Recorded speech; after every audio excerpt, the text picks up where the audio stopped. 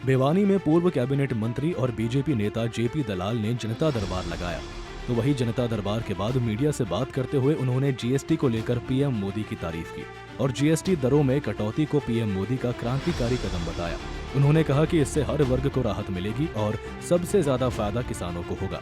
ये एक ऐतिहासिक कदम है, इससे हर वर्ग को लाभ हुआ है, किसान को बहुत लाभ हुआ है।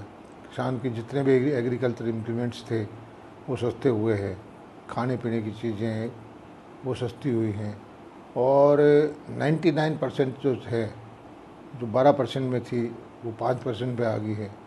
28% वाली कुछ चीज़ें हैं जैसे सीमेंट है वो 18% में आ गई है। तो ये क्रांतिकारी कदम दिखाया है और इससे देश की इकोनॉमी को बहुत ज़्यादा बूस्ट मिलेगा। आज देश में महंगाई सबसे लोएस्ट स्तर पर है।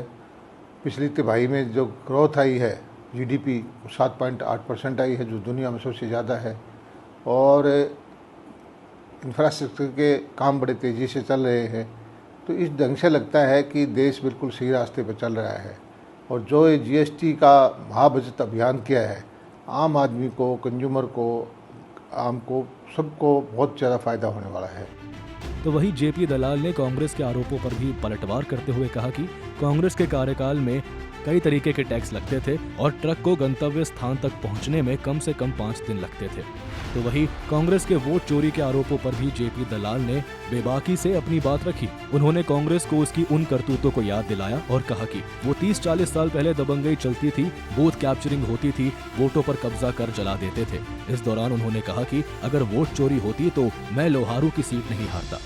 देखिए, आज से 30-40 साल पहले जब वोट डलते थे तब तो बहुत सारी जगह बूथ कैप्चर होते थे कांग्रेस के टाइम में। कहीं वोट जलाए जाते थे, कहीं कब्जा किए जाते थे, दबंगी चलती थी। ईवीएम जब से आई है किसी तरह का कोई वो चोरी का सवाल ही पैदा नहीं होता। लेकिन इलेक्शन कमीशन बहुत स्ट्रिक्टली मॉनिटर करता है और कांग्रेस को तो हमेशा हर इलेक्शन के अंदर कोई न कोई नया मुद्दा ढूंढती है जिससे लोगों को भ्रमित करे, लोगों का ध्यान दाएं बाएं दिखाए। उसको पता है कि उसको हारना है और इसलिए वो पहले ही कोई न कोई मुद्दा ढूंढ लेते। कहाँ हरियाणा के वोट चोरी कहाँ से हो गई? हरियाणा में वोट चोरी होते तो मैं लोहारू में थोड़ा हारता।